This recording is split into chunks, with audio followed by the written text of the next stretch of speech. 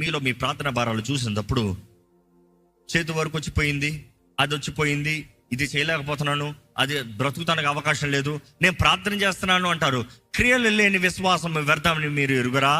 నీకు విశ్వాసం ఉందంటే ప్రార్థనలో దేవుని చిత్తం వెతికి దేవుని సహాయం తీసుకుని ఆ అడుగు నువ్వు తీయాలి.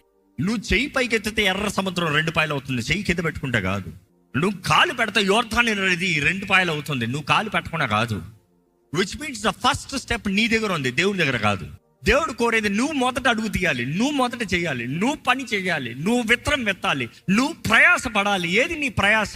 ప్రయాస లేకుండా దేవుని వేడుకుంటున్నారు, ప్రయాస లేకుండా ఆశీర్వాదం కోరుకుంటున్నారు, విత్తనం లేకుండా దేవా ఫలింపజేయ అంటున్నాడు. ఏం ఫలింపజేయాలి?